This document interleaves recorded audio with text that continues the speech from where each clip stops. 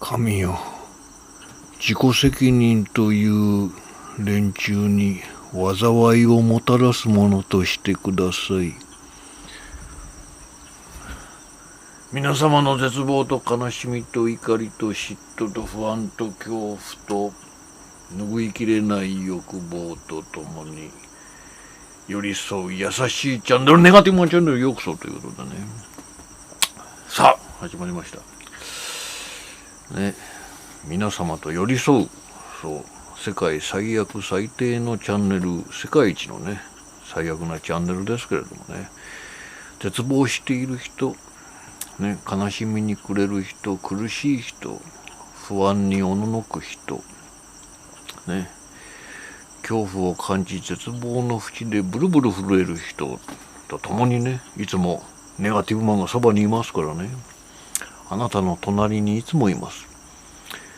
役に立ちませんけれどもね。そうだから安心してください。そういつでもね、私の名前をね呼ぶ必要がないぐらいにね、そう絶望する人の隣にいつもいます。いつもいます。ネガティブマンです。ということでね、そう皆同士です、ね。この世界は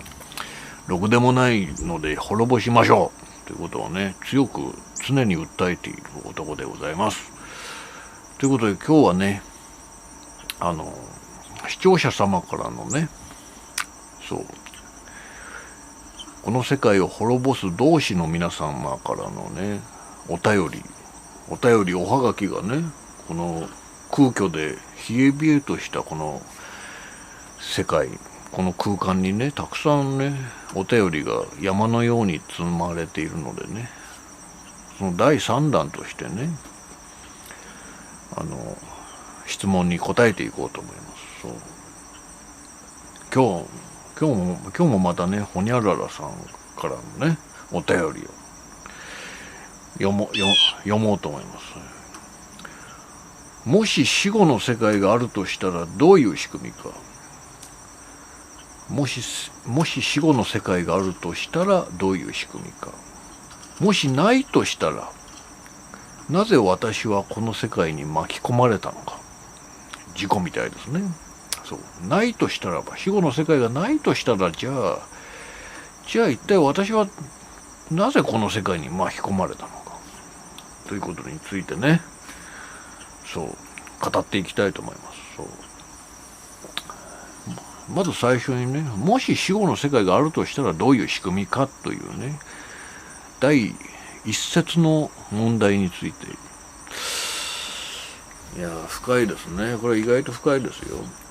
死後の世界があると見たらね、じゃあ一体どういう仕組みなのかね。僕の大嫌いな坊主とかね、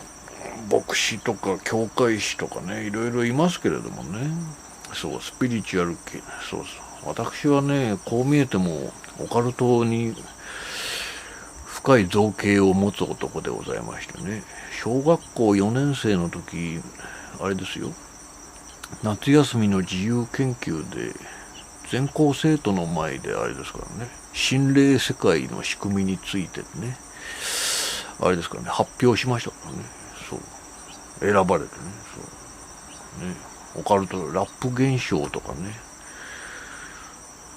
そういう現象について詳しくね解説しました。あの頃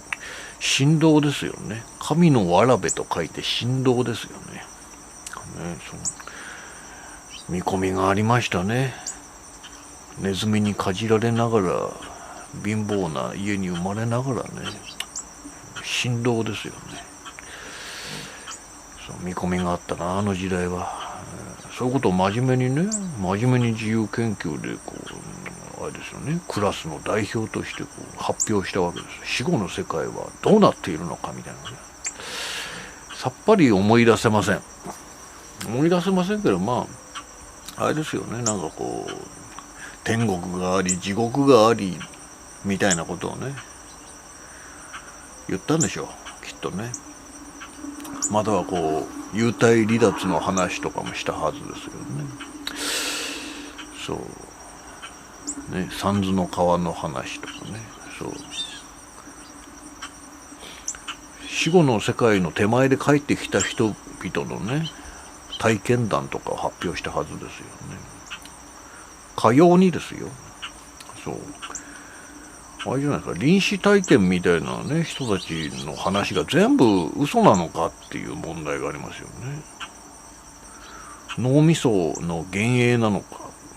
みたいな話がありますよね。でも大体同じなんですよね。お花畑があっ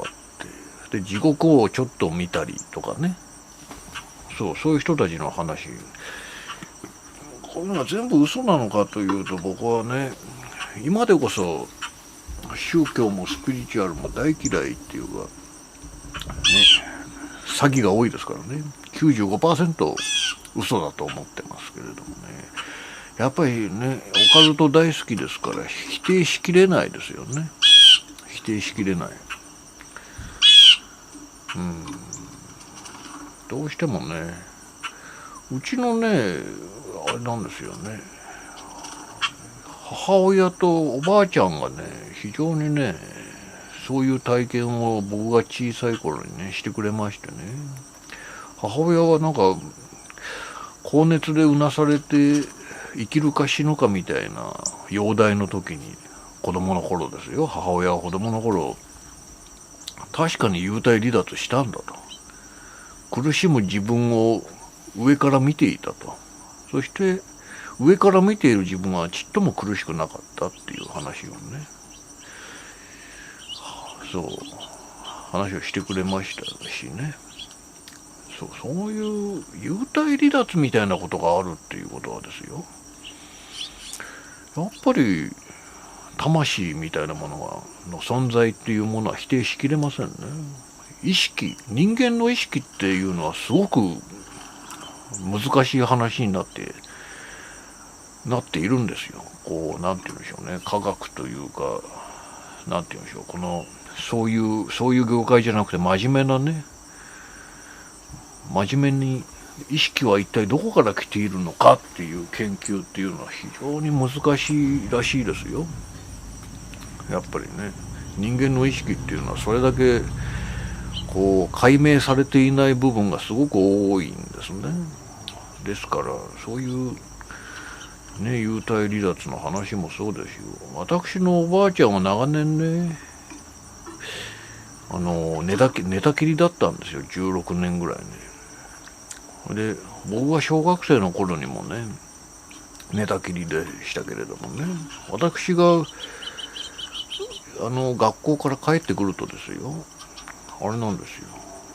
私が先生に怒られたり悪さをしてね、なんか悪いことをしたりとかしてるのをですよね、もう親もいないんですよ、僕が最初に帰ってきますからね。でおばあちゃんは寝たきりじゃないですか。いきなりね、ネガティブマンよ、お前ああいうことしただろうね、ダメだぞみたいなね説教をするわけですよ。寝たきりのおばあちゃんですよ。ね、大人になってね、なんでそんなことが分かったのかなと思ってね、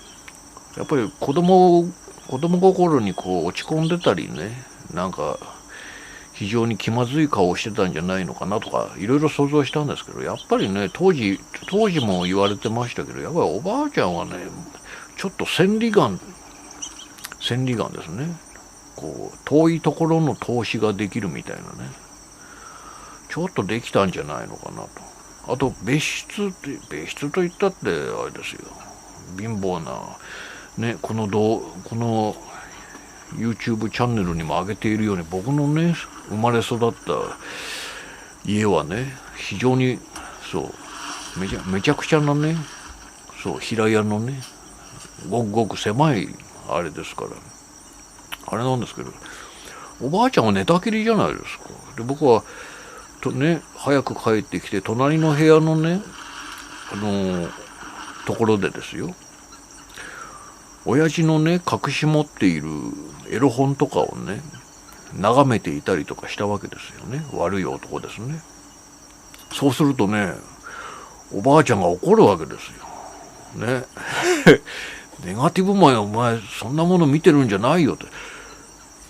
見れないんですよ。おばあちゃんは絶対僕のことを見れないんですよ。隣の部屋にいるわけですからね。何をどうしたって見れないんですよ。なんか角度的にっていうか全く別の部屋にいるわけですから。だったりね、そういうのを当てられてね、子供心に不思議だなと思って怖いなと思ってたんですよね。なんてことがありましたよ。で、そうでもし死後の世界があるとしたらどういう仕組みかっていうご質問ですけれどもね、やっぱりねオカルトっていうのは 100% 否定しきれないですよね。やっぱり否定しきれない。不思議なことがある、不思議なことがありますねっていう、そうね、一般に言われているような天国とか地獄とかね、神であるとか、私はね、ぶっちゃけて言うのならばですよ、ゲーム説を取りたいんですよね。ゲーム説、ぶっちゃけて言うのならばね、なぜならですよ、なぜゲーム説を取りたいのか。ゲーム説っていうのはつまり私たちはね、こう本体っていうものがあの世と言われる世界にあってね、でもあの世の世界ではこう体験できないことをこの世界でこうなんていうんでしょう、分身としてなんていうんだろうな、こう非常にリアルなゲームとしてやらされてるんじゃないのかなっていうね。そしてそのゲームにはああ怖かったとか、ああ辛かったとか、ああ苦労したとか、そういうゲームの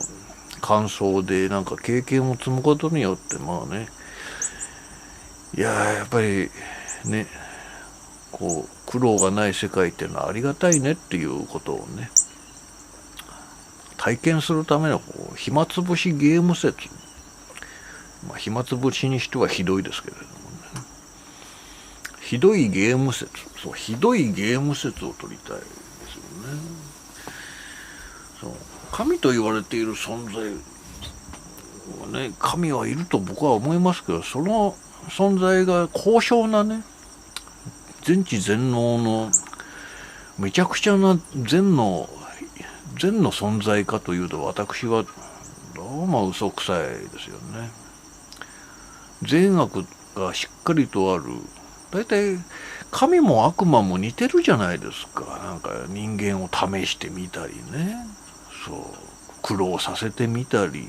邪魔してみたりね、あれじゃないですか。昔の話でね、いろいろな古い宗教とかのね、聖書的なものを読むと大体あれじゃないですか。神も悪魔もひどいことを人間にするじゃないですか。ああいうの見てるとね、大差ねえんじゃねえのかって思うわけですよね。だから全くの善なる存在っていうのは嘘くさいなと思って、そう思うゲーム説を取りたいのもそこなんですよね。私がね、この世界を滅ぼすべきだって言ってますけれども、やっぱりそれぐらいひどいですからね。本当にひどい。凄惨な戦争だけじゃないじゃないですか。凄惨な殺人、ね、誘拐とかね、監禁とかね、暴力とかね、あとは事故とか事件とか、もう救いのない、ちょっと調べればすぐいっぱい出てきますよ。皆さん、救いのない事件がね、事故がね。これで神様っていうものは、例えばね、キリスト教の教会が爆撃されたりとか、テロにあったりとかね、イスラム教の教会やモスクが爆破されたりテロにあったり、ね、いっぱいあるじゃないですか。もうその時点でもう神って全然頼りにならないよね。私もね、2011年に死ぬまではね、死んだ後も数年ね、神に祈りを続けてね、神様勘弁してくださいと、どうにかしてくださいと、ね、助けを求めましたけれどもね、助けてくれませんでしたね。っていうほどにやっぱり冷たいですよね。冷たい。なんか善悪があって冷たくってっていうことを考えていくと、やっぱゲームをやらされてるからなんじゃないのかな。そう、疑似体験というか、非常にリアルな疑似体験をさせられてるんじゃないのかな。ね、その割には本当にムカつくし、ね、本当にイライラする世界ですよね。滅ぼすべきだと思いますね。悪ふざけですよね。悪ふざけというか、なんだろうな、神的なね、神は宇宙人説も取りたいんですけど、神的な宇宙人がですよ、人間をこう、なんて言うんでしょうね、いい意味でも悪い意味でも実験しているだけなんじゃないのかっていう、そういう観点からいくと、ね、死後の世界があるとしたらどういう仕組みかというね、ご質問に答えるのならば、やっぱり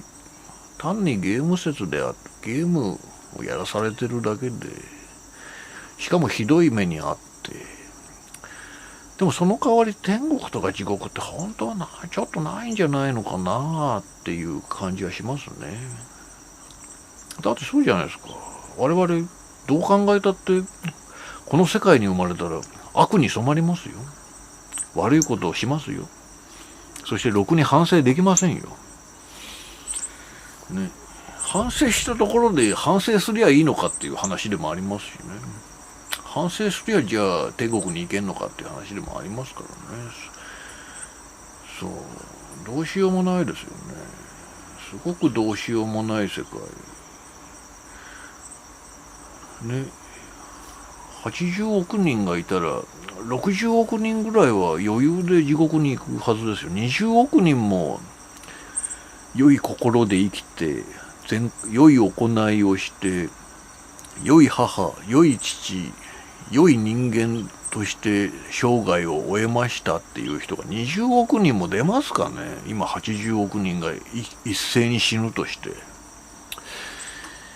うさんくさいな。20億も善人いますか？いないと思うな。ということはまあ20億でもいればいいですけどね、80億の60億人が地獄に行くぐらいね、悪に染まるとするのならば破綻するわけですよね。天国は先細るし、地獄は拡大するわけじゃないですか。それはちょっとありえないですよね。極端すぎますよね。仕組みとして破綻しているんじゃ、そういうことを考えると、ますますゲーム説が正しいんじゃないのかなと思いますね。そう、戦争にしたって、争いにしたって、競争にしたってですよ。やっぱり喧嘩両成敗的なところがあるわけじゃないですか。ね。どっちもどっちだっていうところもあるわけでね。それを善と悪で切り分けられますかっていう問題もあるわけですよ。ね。そう。勝った方が正義なのか、みたいな話にもなってきますよね。成功したら正義なのかっていうね。じゃあ失敗した人たちはなんだね。負け犬として地獄に落ちるのか。ね。または、なんていうの、低層な、低い階層で生きるのか。いや、そういうことでもないでしょ。勝利した連中も非常に悪だった場合、ね、世界史を見ればたくさんありますからね。まだ人間関係上においてね、あれですよね。セクハラ、パワハラ、上等なね、もうとんでもないクソみたいな上司がエリートとしてね、こう偉くなっていくみたいなことも世の中たくさんあるわけじゃないですか。やっぱりね、なんていうのかな、そうね、そう成功者と失敗者っていう観点から見てもね、そうなんだろうな、死んだ後の仕組みっていうことを考えるといろいろ破綻しているんだと思うんですよね。そう少なくとも地獄に落ちる人が圧倒的じゃないですか、善悪で見るのならばね。なのにいちいち天国とか地獄とかがあるのかなというね、それを納得させるためにはやっぱり宇宙人が実験的にね、我々にこう、お前行ってこいみたいなね、お前この世界に生まれてこう嫌な体験してこいみたいなね、こう一種の、これがまた修行論みたいな話になってきますけれども、ね、僕は修行とは思えないですね。修行にしては本当に理不尽すぎますからね、非常に。だって修行っていうのならば、なんで殺人で殺されたり事故でね、ひどい目にあったり事件とかでひどい目、犯罪に巻き込まれて、そんなのがね、修行でも何でもない、ただのいじめというかね、嫌がらせというか、なんかね、そう考えるとやっぱりそう巧妙なリアルゲーム説なんじゃないのかな。非常にムカつきますからね。そうだからそういうね、宇宙人なり神なり悪魔なりよく分かりませんけれども、こういうね、そこまで拡大して考えると、そういうふざけた世界は終わらせるべきですよね。実際苦しんでますからね。そう苦しい言ってますから、我々はね、そう日々の労働ですら苦しいわけですから、ね、そうです。しかもつまらないというね、しかもちっとも楽しくないね。そうちっとも楽しくないし、いいこともものすごく少ないですしね。やめさせるべきですよ、ね。もうだらだらね、苦しむだけの人生を歩まされるっていうのは、なんか修行としてもちょっと効率が悪いですよね。修行だって言い切られた時に思うのが、まず、いや、修行ならちょっと効率悪すぎじゃない？もう少しこういろんな体験をさせてくれるんならまだね、修行として成り立つかもしれませんよ。なんかね、様々な体験、様々な新しい一日みたいなものがね、繰り返されるんだったらちょっと修行かなと思うけれども、まあ10年一日のごとくですよ。もうくだらない労働にね、従事してみたり、まあね、子供を育ててる人は子育てだったり、こうあれですよね、まともな人たちですらもうね、こう労働にあれじゃないですか、日々を潰されてね、世話しない子育てにね、全てを捧げてみたいな、なんかもう自分の時間すら持てないみたいなね、それが20歳25ぐらいを過ぎたらもうずっと続くわけですよね。そして若い頃や子供の頃を懐かしむっていういつものパターンですよね。そう経験値を積むとかね、修行っていう意味合いにおいて全く修行になってない。修行って言われるとそれ自体が破綻している。全然新しい体験とかね、いや楽しいっていう体験だけじゃないですよ。なんかこうね、そう単純に体験っていう意味合いにおいてももう全くもうね、牢獄に入っているようなね、特に底辺の人たちは牢獄のような日々を送っているわけですからね。それが僕はね、若い頃から許せなくってね、やっぱ滅ぼすべきだと常に言ってるんですけど、そうですね。だからもし死後の世界があるとしたらどういう仕組みかっていうのは、なんかこう嫌がらせでゲームをやらされてるんじゃないのかな。そしてこのふざけたゲームはね、根本から壊すべきじゃないのかなというのが私の主張でございます。絶対あの世に帰ったらね、いやあの世がもしあるとするのなら、あの世に帰ったとしたら多分世界で一番怒られそうなのがネガティブマンですよね。世界滅ぼせっつってんですけど、根本的にもうこの世界はもうね、もうなんて言うんでしょう、大失敗してるって、ね、言ってるわけですから、胃の一番に怒られると思うんですけど、まあいいんですよ、怒られてもね。怒られるのは慣れてますからね。いや、それは別にいいんです。さあ、じゃあね、第二の説問。もしね、いや死後の世界がないとしたらなぜ私はこの世界に巻き込まれたのか。ないとしたらね、無神論というかあれですよね、唯物論というかどう言えばいいんでしょうね。この世界が全て偶然というか、この世界に放り出されてしまった。そして死後の世界もない、輪廻転生もないっ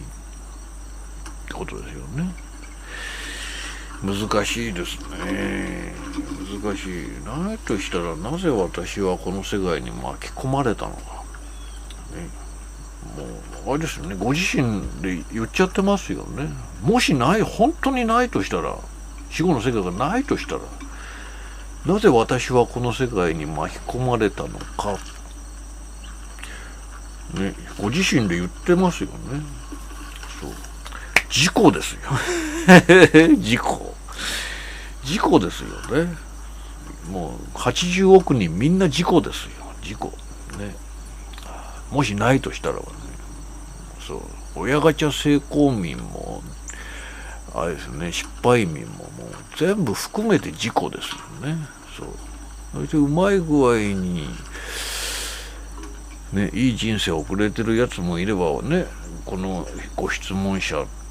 のね、滅ぼす同士の方も、私もね、もう本当にもう救われない、この事故に巻き込まれたね、非常にね、一本の考える足であるっていう話ですよね。非常に心もとないね、そう、悲しい存在ですよ。